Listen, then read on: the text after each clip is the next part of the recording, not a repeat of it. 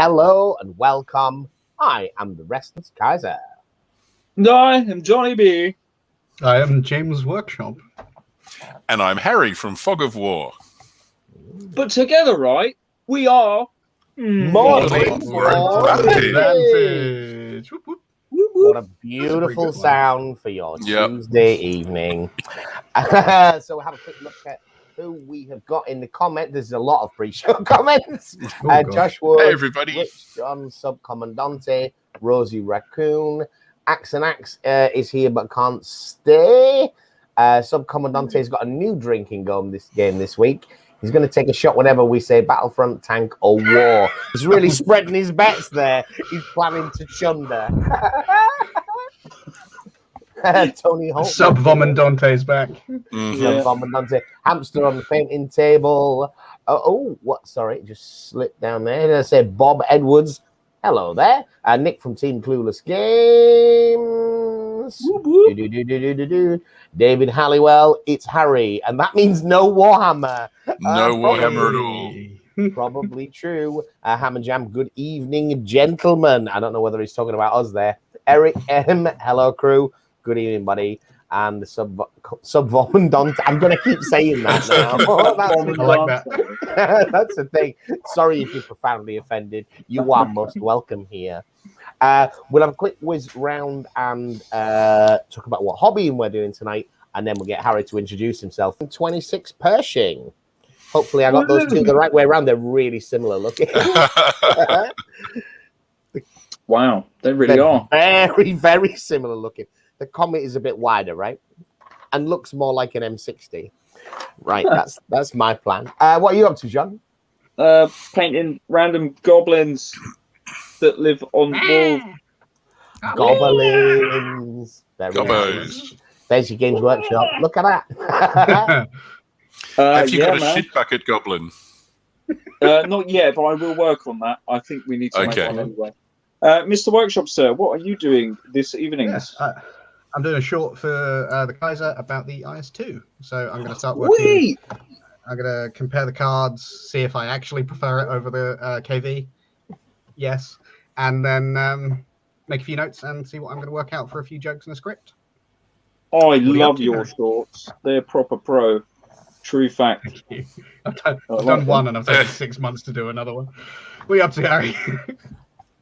Well, I'm actually designing a new set to shoot. I've started doing rules videos, so I'm trying to... I went back to the Kaiser's table video, and I'm working on the actual design so I can go buy some timber and manage to totally destroy it in a complete waste of whatever rainforest we denuded to get the MDF and the timber to make this thing I'm going to butcher to death.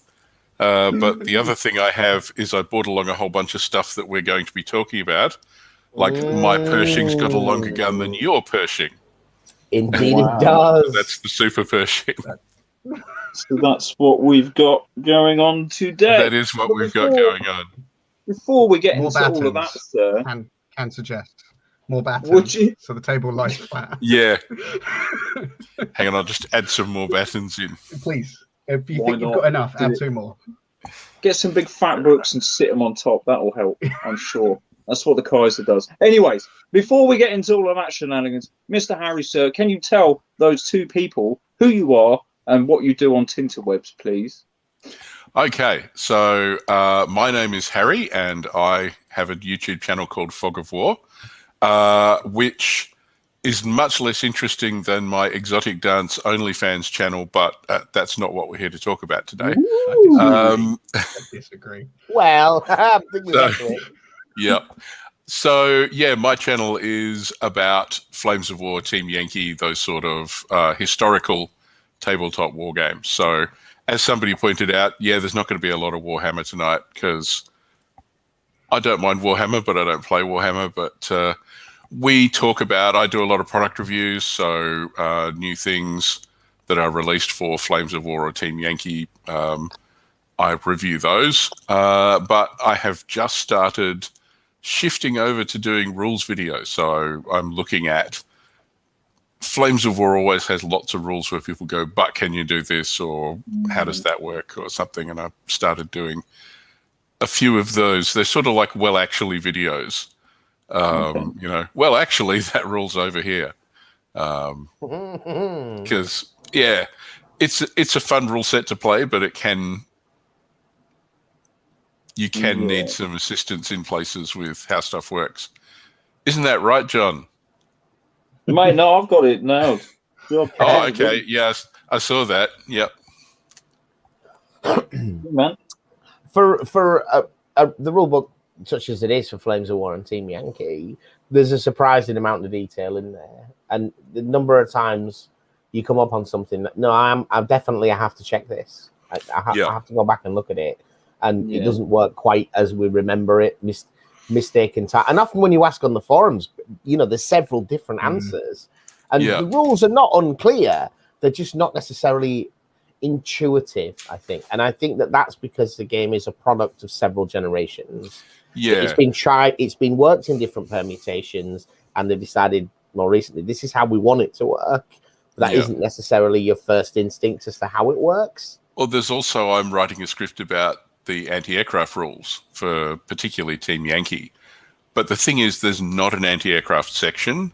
The anti-aircraft stuff is 15 or 20 separate rules spread across other pages amongst the shooting rules and special rules for helicopters. And when I was researching it, main armament at helicopters, and the answer is no. You can't, unless it's got AA in the name. Yeah, and that's very interesting because in the weapon naming nomenclature, and that's not a keyword thing. It is the thing. So if it says you've got an AAMG, you can fire it at a helicopter, but that doesn't necessarily say anything about AA in its like special rules section. No, because just if it's part of the name has become a special rule. Yeah, but when you read the text of it, you can read several sections around helicopter shooting that definitely imply that you could shoot anything at helicopters. Yeah. We did a lot of scouring when we started shooting at helicopters in our last Team Yankee game. Page 44 says what can shoot at helicopters and aircraft and what rate of fire they have, and page 69 has the special rules for AAMGs and guided AA and stuff. Well, that's because I was writing this stuff last week. But for example, and there was a lot of where is that in the rule book? Yeah. So if you read that bit where it says about rate of fire, the implication is that anything can shoot. It just does it with a much reduced rate of fire. Yep. Yeah. If that's the bit that you read, it's like when firing at helicopters, weapons that are not dedicated AA have a rate of fire of 1. Like, okay, that definitely strongly implies I can fire anything at them. But elsewhere, different list. There was one funny thing I found when writing that is there's a rule that's not in the rule book. The only place it appears is in the FM 101 FAQ. Ugh. I'm trying to remember exactly what the rule is. Oh, yeah, that if you fire AA in the enemy's turn, you fire at your best rate of fire, no matter what you did in terms of movement or whatever in your own movement step. But that's not in the rule book. That's actually clarified in the FAQ somewhere. So not even all the rules are in the actual rule book. But it does not say that in the rule book either. Yeah. That's a clarification, isn't it? It is. And that's sometimes where things like designers' commentary, I think, are missing, because we are often talking about rules as written versus rules as intended. And well, where's the document that tells you the writer's intention? We're all when we say rules as intended, we're off. What we're actually saying is how I think it should work, which isn't necessarily wrong. But the whole firing in the other player's turn, I completely understand it. It needs to exist because of the way jets work, right?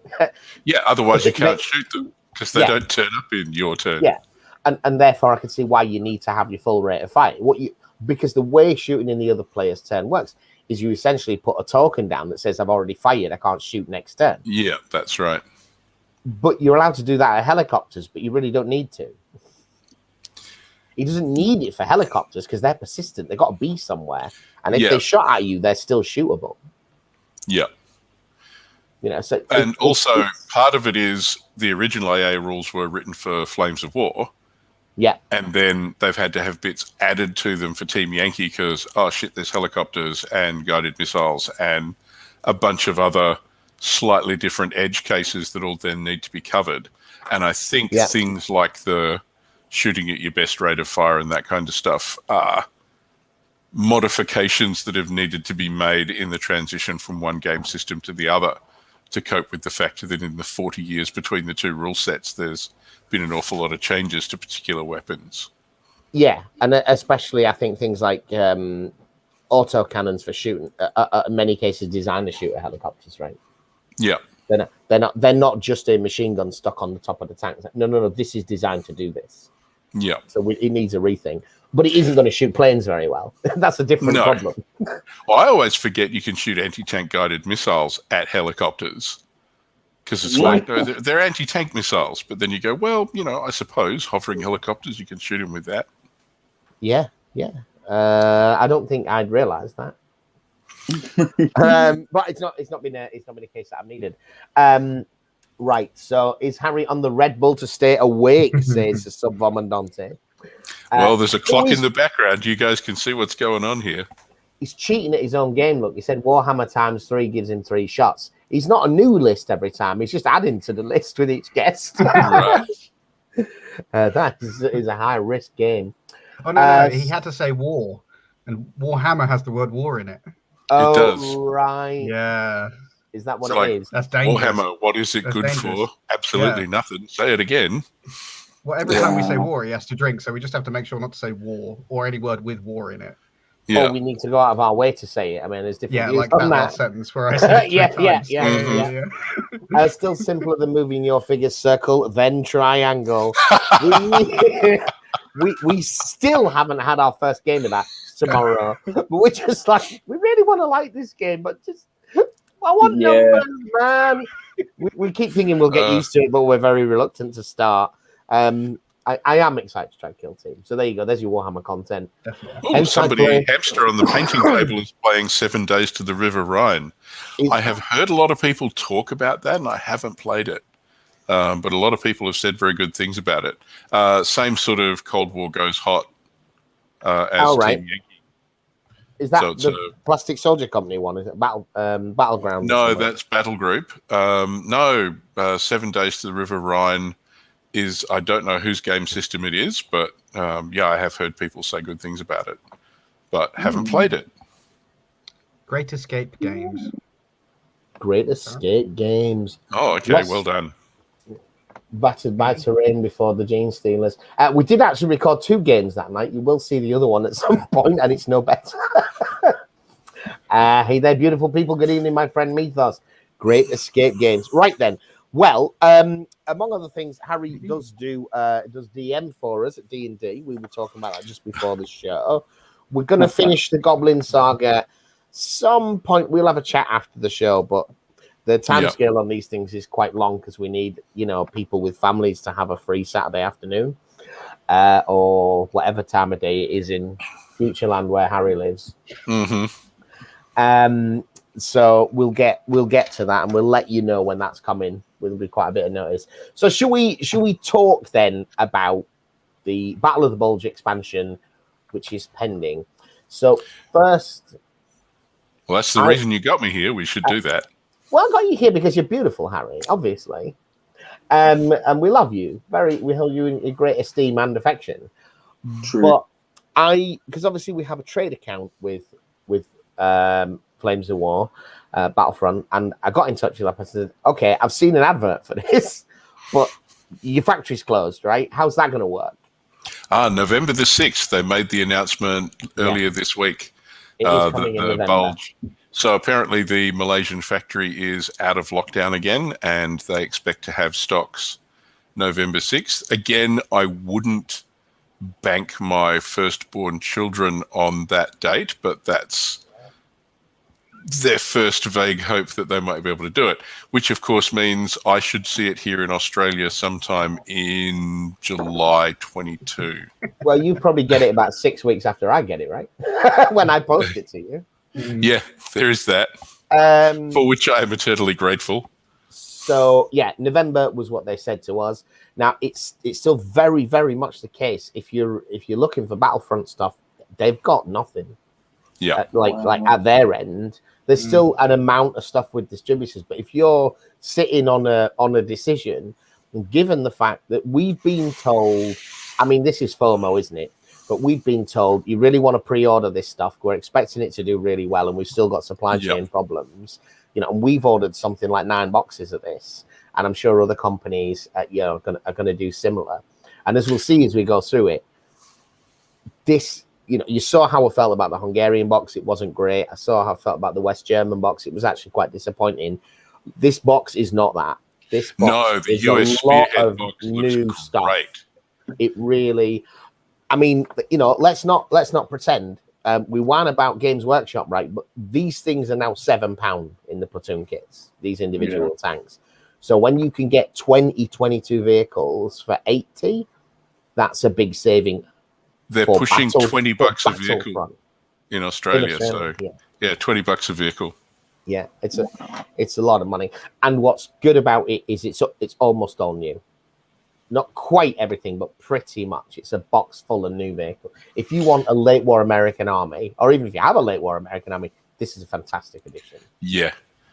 And there are so many different things in it. I mean, there's M8 scout cars and jeeps and troops, and I think the scout cars are the only things that you've had before. Maybe even the infantry might be new. I'm not sure, but the M8 scout cars are beautiful. They're so cute.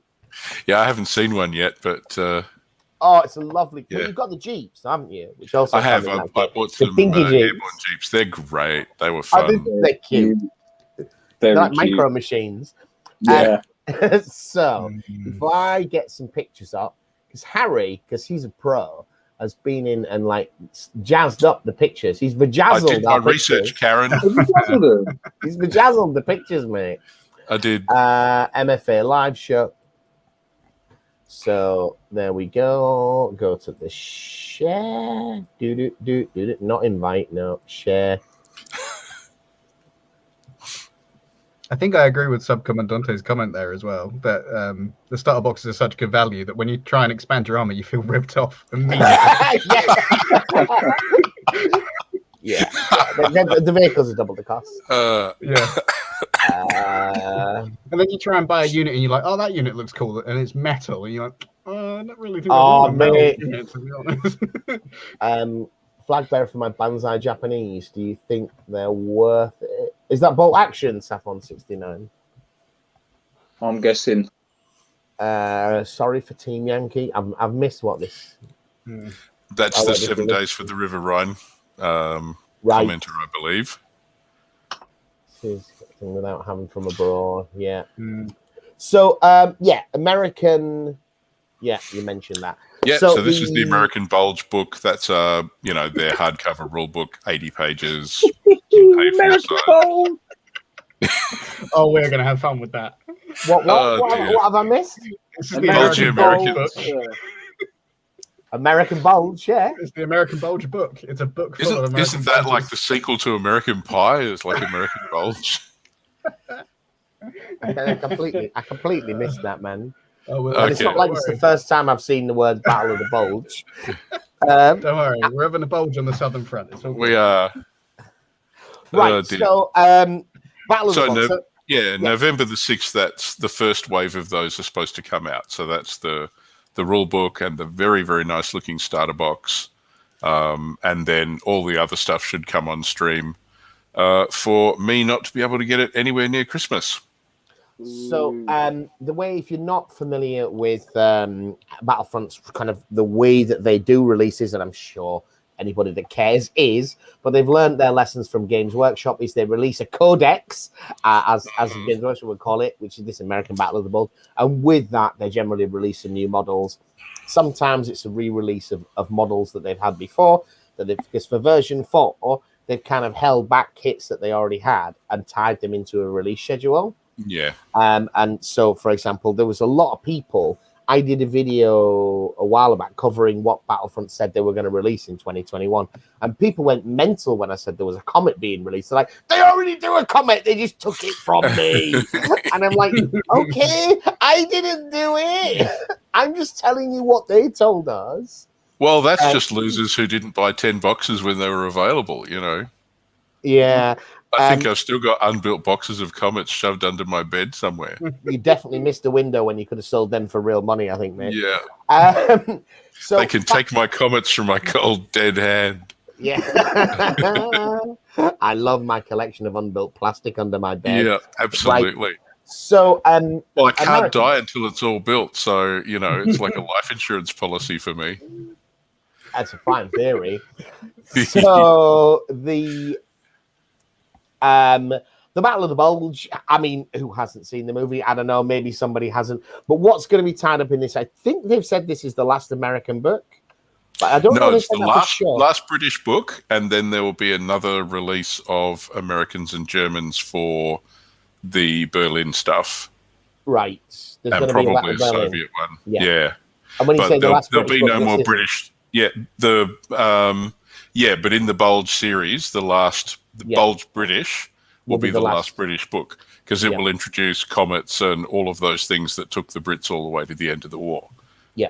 But as far as I know, there is a Berlin series still to come after the Bulge, so there'll be another late war series. Even though exactly 0 Americans fought for Berlin. Yeah, but, you know. Like literally 0. Hundreds of miles. I mean, I could be wrong.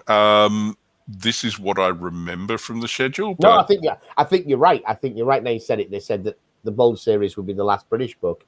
They did say there'd be another American book. But I wondered whether it was going to be a Cold War thing. Whether it would be like a 1947, like IS-3s, what-if scenarios. But that's another... That'd be fun. Well, they have kits for it. They do. They have kits. Plastic IS-3 would be nice. They do. Anyway, that is conjecture. Let's show the nice things. Here we go. Right, so here's the boring one. Yep. So that's the M4A3 Sherman. So that's the Sherman. So there's me holding one up. That's a 2014 kit in plastic. It's interesting because that was one of the first new plastics they brought out. It's a lovely kit, but it's got a ton of options on it. So there's, you know, the way they bring kits out now, there's like 10 or 12 parts and it's a wargaming kit and it slaps together.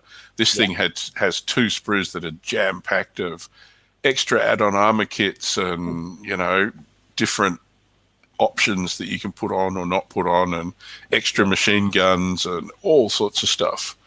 So you can build the 75mm, the 76mm and the 105mm howitzer version all from this one kit.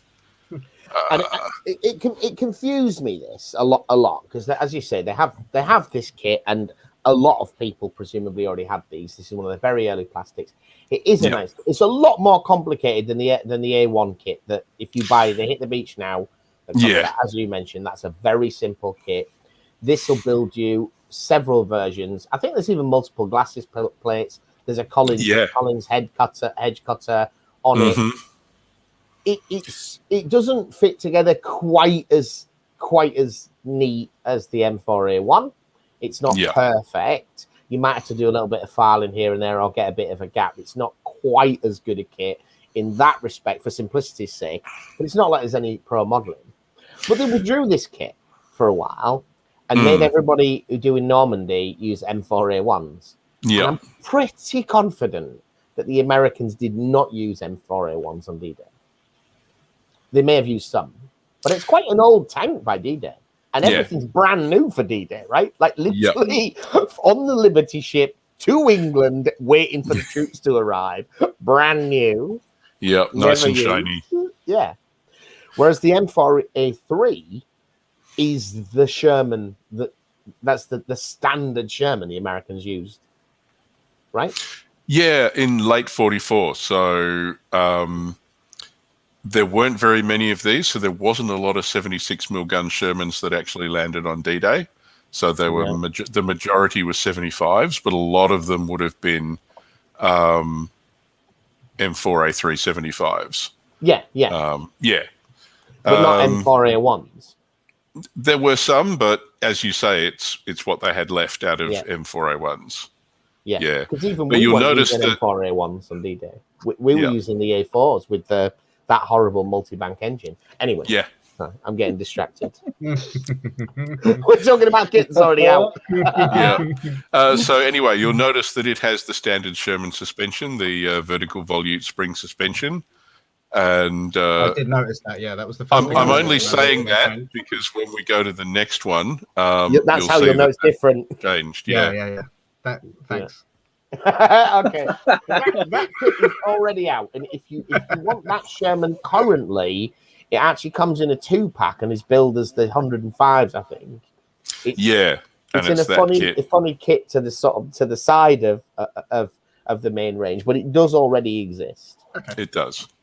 And you can still buy it. But then brand new shiny plastic. Look. Oh, that is different suspension. So that's the Easy 8, the M4A3 E8. So you'll notice immediately the suspension is completely different. Everyone here was like, mate, that's totally different. Totally different. Right? Yeah, absolutely. Is this a lot less vertical? Well, that's the T80.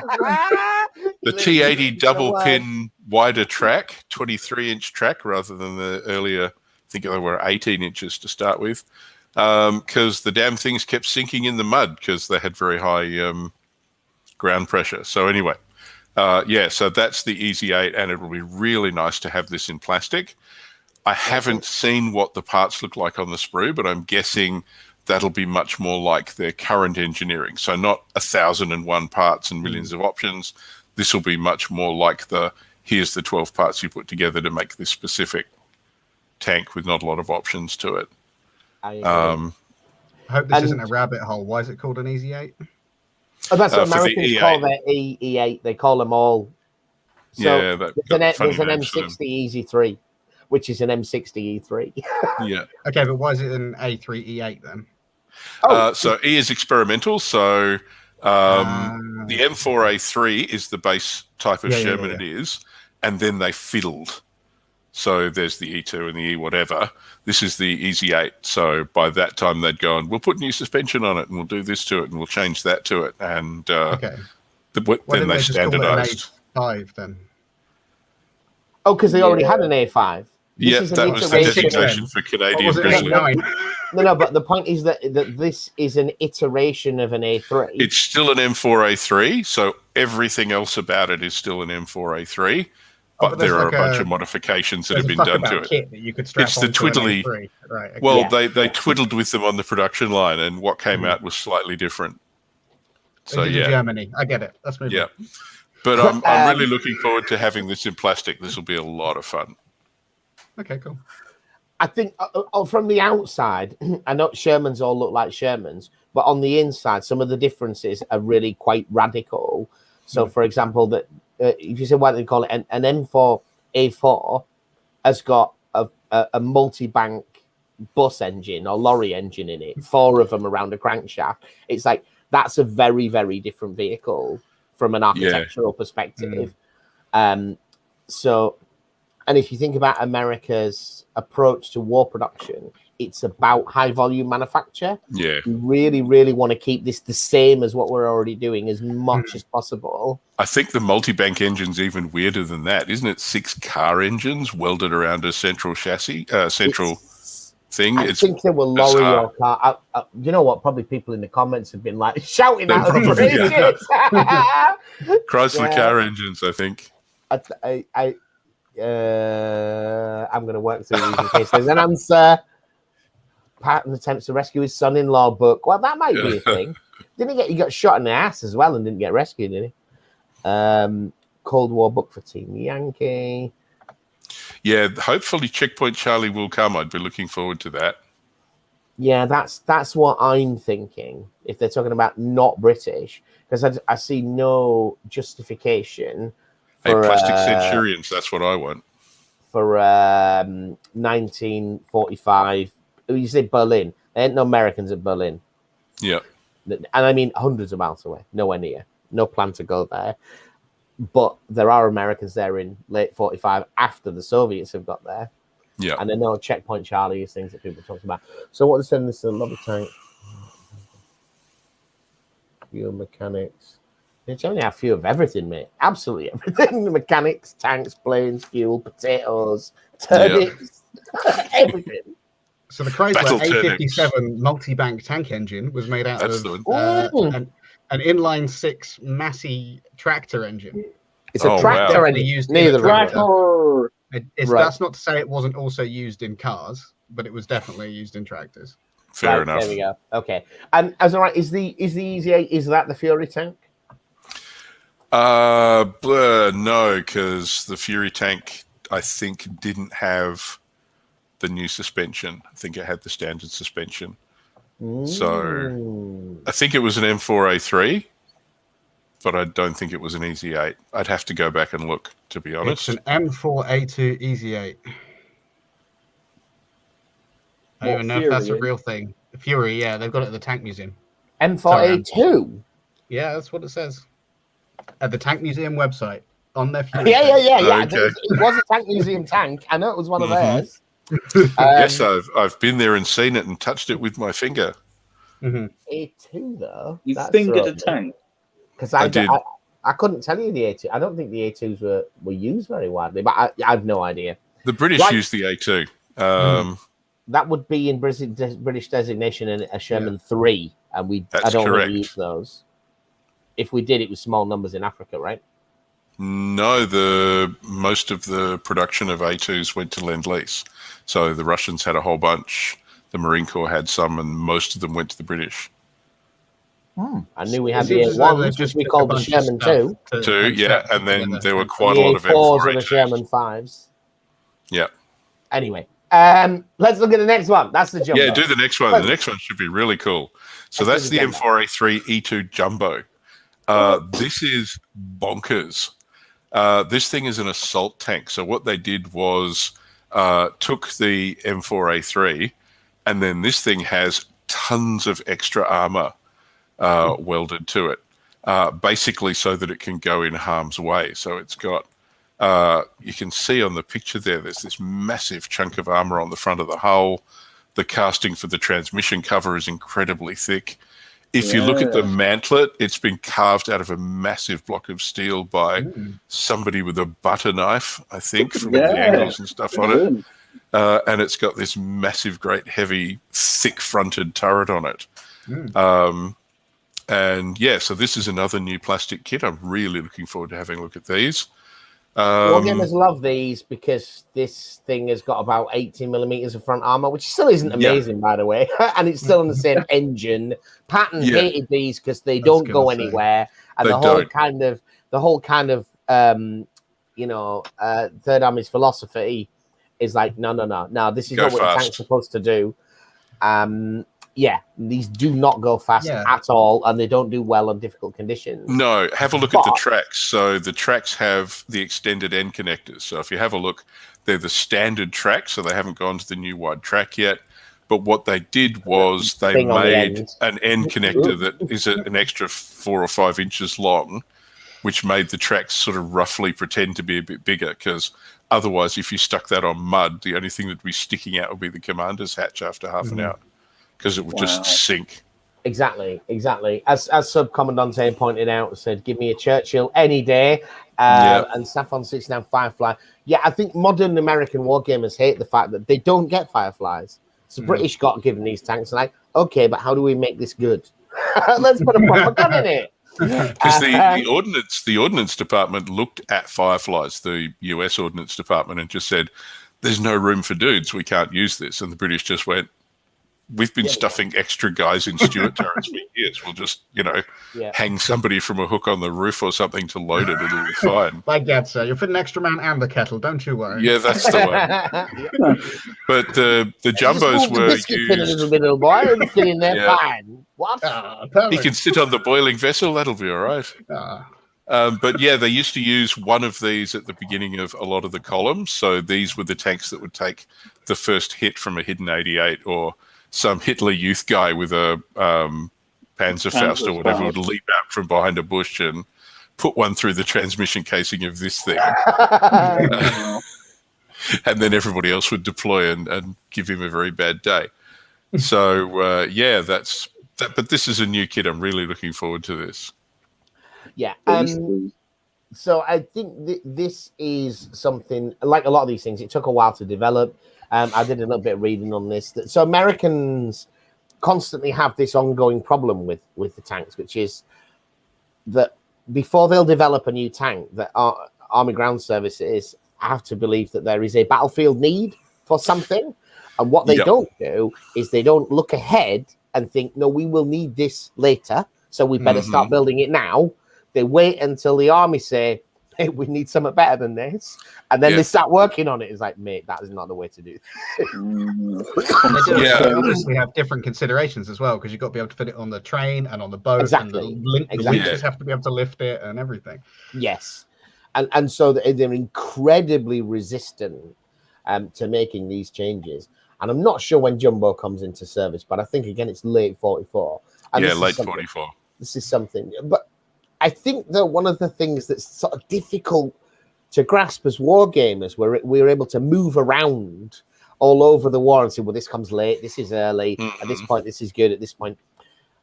I think when you're actually living through that experience, you got in 1943, when America starts getting involved in the war in North Africa, the Sherman is a fucking good tank for 1943. Yeah. Versus Panzer IVs and Panzer IIIs, it kicks butt. A lot. Panzer III is about to be decommissioned. Panzer IV F2s, they're just sticking these 75mm guns onto the Panzer IVs and having to work through all of those teething problems. They're not in large numbers. Like, this is one of the best medium tanks in the world at this moment in time. 18 months later, it is completely obsolete because Panther is in development. It's like, no, we're all moving forwards now. But in that moment, that's the tank they went to war with. Why change?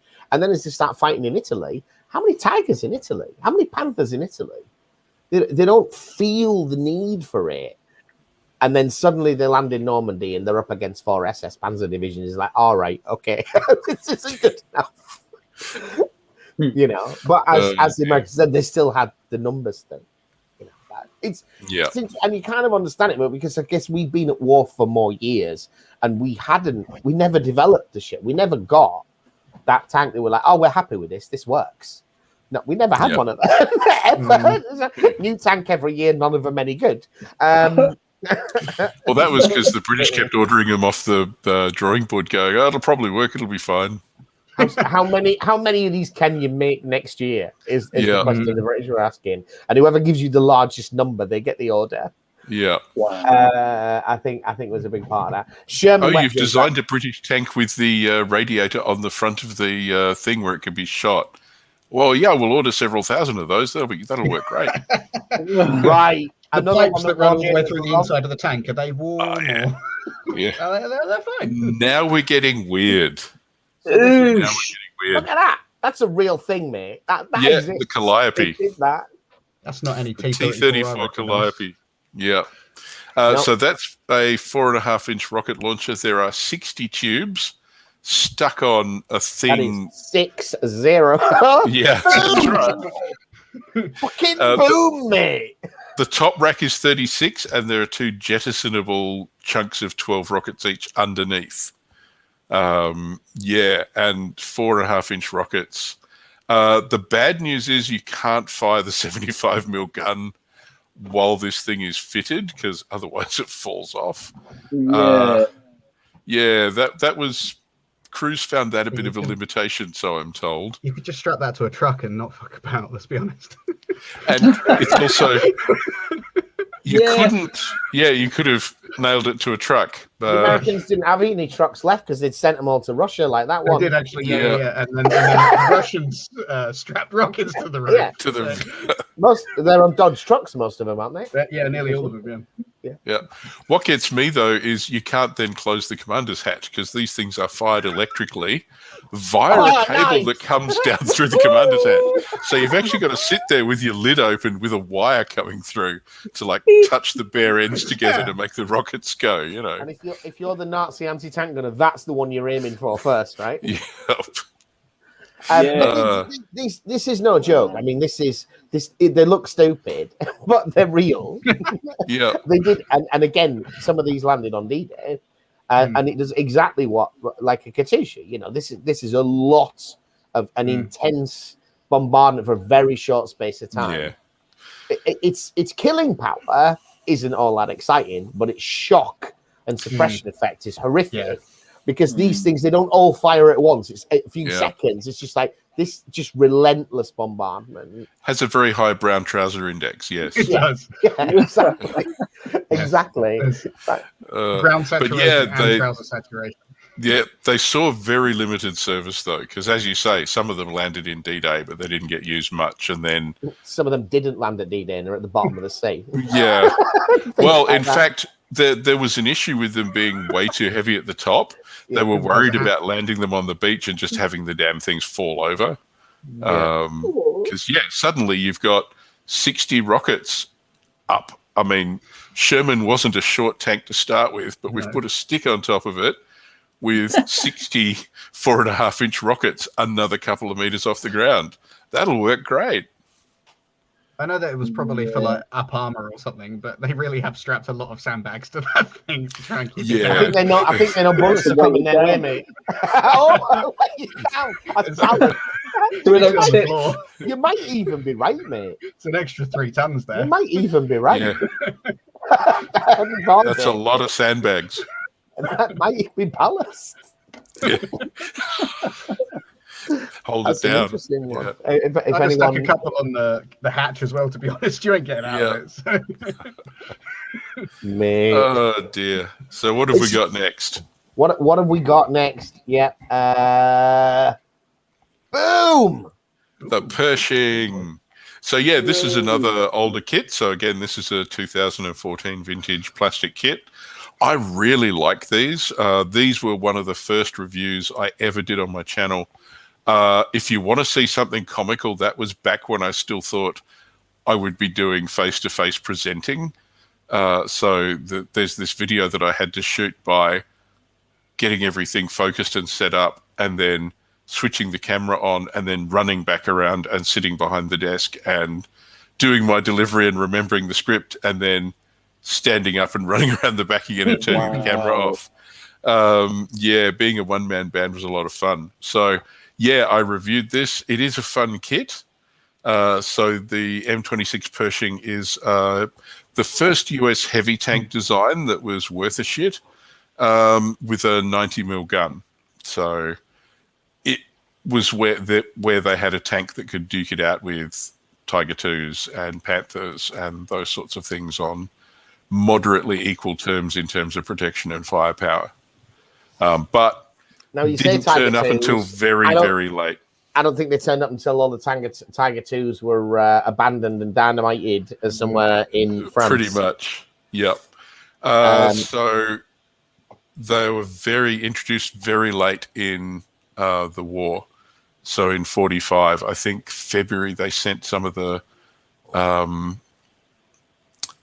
pre-production ones, and then it was March sometime they had some production ones. Now there is some footage of a Pershing fighting a Panther around Aachen or something like that. But you're talking about, you're on the German border there. You've crossed the siege line. This is absolutely. They're very late. And why that is happening is because you just don't have German tank formations anymore. You've got individual little Sherman parked outside of a cathedral. Yeah, it's at that stage of the war now. They're just hanging absolutely. on. It's Cologne, is it? There you go. Yeah. I think my Pershing review actually has that footage in it as the historical bit. Wow. Pershing, right. What's this? In 5 minutes, I've seen 5 minutes. I've seen the new model so far. It's made up for a crap day working late on real tanks. Yeah. Hey, there we go. Blimey. Concrete sandbags pattern, hated that. Yeah. He was obsessive about all of that kind of applique armor stuff that they did. if he saw it, he's like, get that shite off that tank. It slows it Well, down. I mean, the Shermans didn't have a lot of horsepower to spare anyway. So when you start putting a couple of ton of sandbags on the damn things, the suspension and the engine were already having a hard time. So yeah. It's amazing what people will prepare to do when their own life is at stake, though, right? There is that. I don't Absolutely. care how ineffective this sandbag is. It's clearly more effective than not having this sandbag here. I'm sticking my water jerry can on the front as well. Why? I don't know. It stops it a little bit, right? It gets in the way. Yeah, it's good. Another object. But yeah, the Pershings did a lot more in Korea. The post-war stuff is much more there. You know, like I was saying about Checkpoint Charlie, late 40s, early 50s.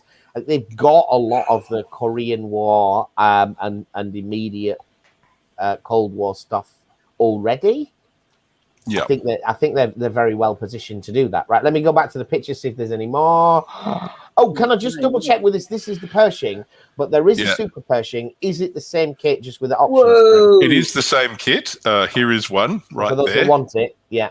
Oh, where are we? That way. So it's got a longer 90mm gun, and it's got some bits of cut-up Panther on the front as extra armor, and it's got two massive great springs over the gun, because the gun was just so long and so bloody massive that you needed the extra springs just to stop the damn thing just falling down onto the front glasses. There we go. Oh, right. They're like to hold it up. Yeah. Because it's not balanced for it. The trunnion in it's not balanced for a gun that's like 6 or 8 feet longer. Yeah. So yes, that's the Super Pershing, and that's all in the one kit. So. And then, because we know that because it's already out, right? Then let's go back. M24 Chaffee, then, because we've got like 10 minutes left, by the way. I'll step it up. So this is a light tank to replace the M3 and M5 Stuarts, armed with a 76mm gun. Again, you can see from the Stuarts that was very much the interwar, made it from railway parts kind of thing. The Chaffee is much more, we know more about what we're doing with tanks now. Yeah. I mean, look at the slope of the armor on the front, the roundness of the turret and the mantlet. This could be a 1950s, 60s tank. Yeah, it's an oddly and in fact, it was a 1950s and 60s tank. Most of it was in one, but it was pretty much everybody's tank, right? Yeah, absolutely. So these things entered service in November 44. So you do get a few of them. I promised to tell the funny story of I read a history of a British recce unit, and they got these to replace their Stuarts. And there's a funny story of them hurtling up towards a crossroads to check it for bad guys on icy roads. And they slam on the brakes, and they've got rubber tracks, which they're not used to. And the tank just keeps moving. So the rubber tracks are skidding across the icy road. And he said, as they skidded past the front of the German 88 that was sighted to cover the crossroads, that the Germans were just like, bye, don't know where you're going, but just wave on the way past because we can't stop. So yeah, that's the Chaffee. That's cool. The M24 Chaffee. And this, so it's quite a late war like tank. The relative engine power to this compared to the weight of it is really strong as well. Oh, this thing honked along. And this compared to Sherman. And that is why the Hellcat is so much more exciting a vehicle for a lot of players compared to the M10. It's the M10, it's just on a Chaffee hull rather than on a Sherman hull. Yeah. So, and it's got a 76mm gun, so it's got the same like 3-inch gun that they're using everywhere else now. Very similar gun, but yeah. Yeah.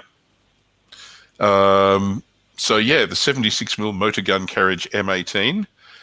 It's the first tank destroyer designed from the ground up as a tank destroyer and not based on something else. So, so thin armor, good gun, but very speedy and mobile. Available from June 44, so started entering service not long after D-Day. Yeah, I think some of these are in Normandy, for sure. But not common until after that. Yeah. So I think we've only got one more after this, unless anybody has more stuff to say about that. But that'll be a fun kit to have. Right. So we got this. Look at that face. Can you see that? Oh. Yeah. Look at that beauty. Hey, that's better than my paint jobs. It's the sculpt. That's not the painter's fault. That's not a problem with the paint. Okay.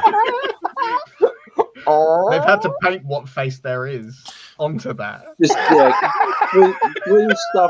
bring stuff full and then poke 2 eyes in and a little frowny face. Oh my Wow. god, that's horrifying. He does not look happy. Mate. Somebody crossed a bottom-feeding fish with a man and stuck a helmet on it. Well, you know, they kept lowering the entrance requirements for the US Army as they went later in the war. You know, it's like, no facial features, private, that's fine. Wow. Where did I come across this? I can't remember this. So take men at the peak of their physical fitness. To be drafted into the army, there were a number of requirements in the US that you had, which as some of these things are like indicators of general health. So things like 20/20 vision, which if you talk to an optician, that's you definitely need glasses if your vision is only 20/20. By the way, but one of the requirements was, I may have the number wrong, but it was something along the lines of must have at least 12 of his own teeth. At least 12. And the beautiful thing about it, 1942, they dropped that requirement. Yep. Like, mate, no, 12 teeth. Yeah, mate, we take anyone. Nutrition and dental care were not what they are today, though, in the 19th. Oh, man. Have at least one nose. They must have dropped the requirement for a nose as well, yeah. Here I was thinking I'd be talking about quad 50 cals and that kind of stuff, but no, we're talking about lack of noses. That's quite a serious conversation. Yeah, no, fair enough. History and a range of new models, but fundamentally, we're a group of dickheads, and the moment arrived. That's what we've been waiting for. So is that there must be a joke of my driver's got no nose? How does he smell? That kind of thing? Yeah, so this guy's drafted after they dropped that requirement, almost in this particular model. Yeah. It's got 0 teeth and 2 noses. Which comes down this side, runs down it. Right, on a serious note about this, we don't know for sure, right? But this, I'll zoom back out so you can have a look at the model. Can you zoom out, please? Yeah. You gotta feel sorry that some guy was commissioned to paint that model, and he's got it home. He's like, "How the fuck? I can't display this. I can't say I did that." It's like, shoot this one in wide shot. Have you not got one with a covered canopy? Right. So we know this is coming as part of this new release because they've told us. Yeah. Harry and I were talking about this earlier today. The M15, M16. Now, I can't remember there's an M15, an M16, and an M17, and I think that is actually the chassis that they're built on. But some of them have a different gun mount as well. And they're to do with which company built the half track that it sits on, is my memory of it. But I might be wrong there. Harry? Yeah, so the different variants of the different armaments. So I think the M15 has a 37mm gun and 2 50 cals. This one is the M16 with quad 50 cals. The M17 was the Russian version that Battlefront released, and I forget what that's armed with. But yeah, the difference is it's a slightly different body. There is a difference in the hull. So International Harvester built all of the versions that went for Lend-Lease. So the British versions and the Russian versions of this will have slightly rounded hull edges. Right. Whereas this one was built by the main contractor. So they've actually got quite square backs. But I mean, that's in 15mm, you almost can't see that as a difference. And the reason this conversation is important for in terms of what we're interested to know is currently, if you buy an M15 or M16, this kit is in resin and metal. Yeah. But there is an M17 for Russians, which is plastic. And I have that kit, and it says on the sprue M15. interestingly. And I had a look at the pictures of the sprue I could find, and the 50 cals and stuff are on there. Yeah. So, yeah, it does appear to have all the bits you'll need. So I'm guessing that when they release this for the Bulge release, it'll be the new plastic kit, and that will make sense. Which means you won't get this moron the potato guy. driver. It says nothing of his intelligence. It's just very unfortunate looking. Mate, that dude's mother and sister were the same person. There's no doubt about that. Hey, you leave So what is him it, alone. like Forrest Gump's dad? That is, it's the fact that all figure manufacturers have got a few shonky items in their collection, but you don't put it on your website, man. It's private sloth. I do remember some of the very early flexible plastic Germans looked like the faces were balls where somebody had pissed 2 holes in for eyes. Like there were these really deep set, like go most of the way back to the back of the head kind of eyeballs. Wow. That was some of the first flexible plastic figures, and people were just looking at them going, what are you doing? This, of course, is an incredibly foolish conversation for me to have, because I did contact Battlefront customer service, and they did get back to me, and they were interested in appearing on the show when they had something to say. This was about a month ago, and they're like, we can't got anything to sell at the moment. But at some point, they were thinking about coming on. Maybe they won't now, and I'll regret that.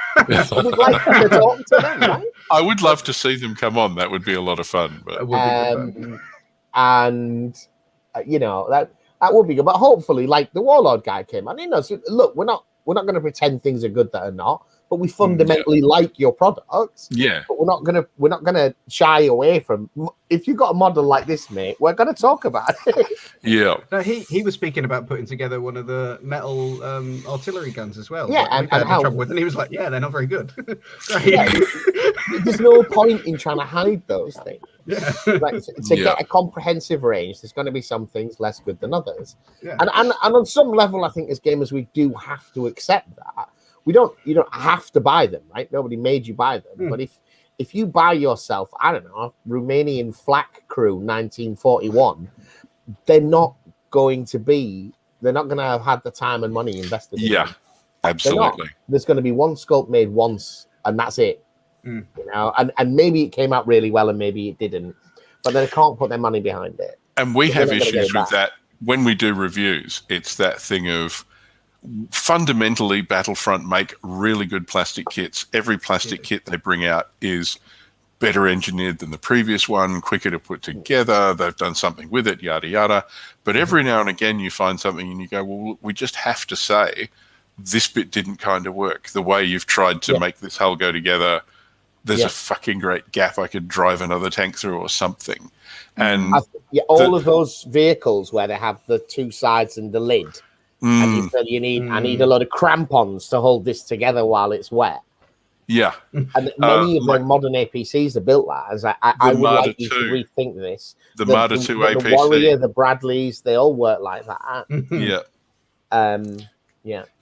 Marder 2 hull is 5 bits. And you have to put it together the right way, otherwise they don't slot together properly. Yeah. And that doesn't mean we don't like them and they're bad kits, but it just means that you need to tell people this is going to cause you some issues. Just make sure you do it this way or what have you. And I think and hopefully real companies, we're not going to bring you on here to have a go at you. That's not what we're trying to do. No. But it's important to be honest with our viewers, with ourselves, especially on a channel the size of ours, right? Most of the guys in the chat here have been here for 6-8 months. We feel like we know these people. I don't want to lie to them. No. You know, the viewers and the members. No way. That's a random resin crew member that got made 6 years ago, and they just put it in every kit since. And I'm going to glue it in. I don't care. That's you can just see the imperfection. That's the metal or resin model. Yeah, it's not got sheen lines that plastic has. And on some level, I like that. It's just the modeling of it. It's just the amount of work that goes into using a resin and metal kit. But they do look more natural. I won't deny that. They look more real. They look more like war-torn, beaten metal panels. Well, he doesn't look more natural. Father,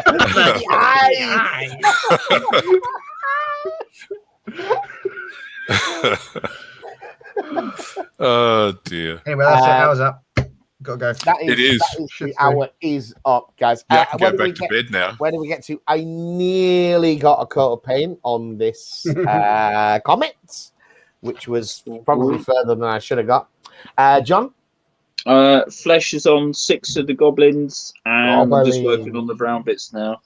So yeah, that was that. Mr. Workshop, sir? I wrote 2 jokes. You wrote 2 jokes? Yeah, they are. This is like probably about 30 seconds of script, so I'm about halfway awesome. Excellent. Right. And I got nothing done because we were just having far too much fun laughing about people's eyes and all sorts of stuff. Always check to see Harry has a build guide before tackling a new kit. Yeah, guys, you know, for anyone that hasn't heard me say this, I think I do say it every time we mention Harry, but we largely don't review Battlefront single kits because Harry does a better job, undeniably. If you follow us on Facebook chat, I usually post his videos there. Great. What Harry brings to it is he actually bothers to build the models before doing the video, whereas we're usually reviewing big sets and just finding the time to build all of those models before we review the new set. It'd be a couple of months. Yeah, it'd be a couple of months. And I won't lie to you, we often we review the kits that we're interested in, those big sets, but we're often not planning to use it all, and a lot of that stuff gets put on eBay to fund the buying of those things to review them. I'm not a millionaire, you know, I have a real job, and this stuff's all got to be paid for. Anyway, that's Harry's channel, I think. You want to remind them again where you are? And this guy. Me? Yeah, Fog of War. So, there's no Warhammer. There's lots of Flames of War and Team Yankee and rules videos and history and those sorts of things. So if you like all the weird shenanigans we've been doing tonight, then yeah, that's the kind of stuff that's on my channel. Sweet. And John, did you want to say something for tonight? I don't think you got a word in, have you? No, it's good. I've said enough. Yeah, you're all right. All right, guys, that was us. Next week, we have got xxxxxxxxxx, or he usually appears in the channel as David Moffat, I think, but he is a commissioned painter, does a range of stuff, and has done some Flames of War, Team Yankee, but some Fantasy Games Workshop. We've got him on next time. We've never actually met, so it'll be really nice to catch up with him. Yeah, that'll be fun. Some of the beautiful things that he does. Later on in the month, we've got Hengist is coming back to talk, as we talked about previously, and he's here now. Other people, is he heckling? Mate, the beanstalk. Gotta love Hengist. Yeah, absolutely. Fun guy. So, in the meantime, ladies and gentlemen, thank you for watching. Do hit the like button and all that kind of stuff. And we will see you next week. Bye-bye. Bye-bye.